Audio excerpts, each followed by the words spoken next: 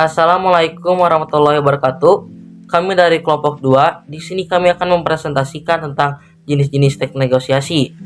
Sebelumnya, perkenalkan nama saya Rasendrian Afiftu Sofian dan rekan saya Lutfiana, Arum, Raya, Cornel, dan Fadil. Selanjutnya, ada negosiasi barang atau jasa. Tujuan dari negosiasi barang atau jasa adalah mencapai kesepakatan mengenai harga, kualitas, kuantitas, atau syarat pembelian barang atau jasa. Contohnya, yang pertama, ada seorang pembeli menawar harga barang di pasar tradisional. Yang kedua, ada diskusi antara pelanggan dan penyedia layanan, seperti tukang jahit atau penyedia jasa pengiriman mengenai harga dan waktu pekerjaan. Karakteristiknya biasanya melibatkan penawaran dan permintaan, seringkali terjadi secara langsung.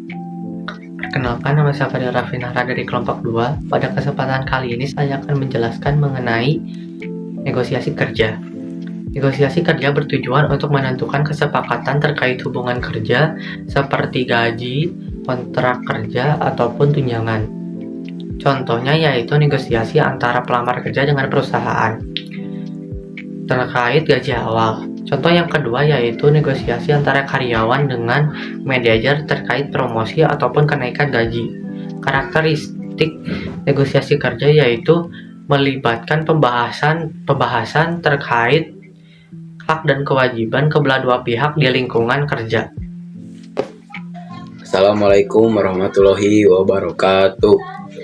Perkenalkan, nama saya Cornelius dari kelas 10-1 ingin mempresentasikan tentang negosiasi bisnis.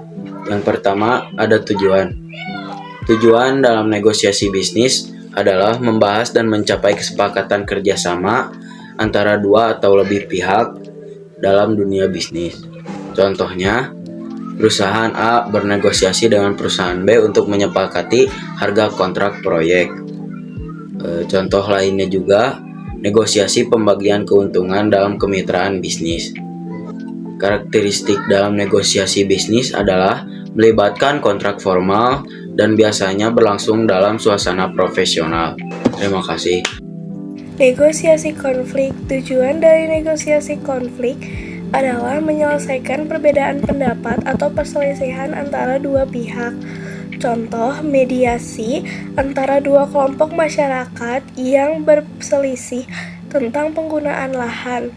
Contoh yang kedua adalah negosiasi antara siswa dan guru mengenai hukuman yang akan diberikan. Karakteristik berfokus pada mencari solusi yang saling menguntungkan untuk meredakan konflik.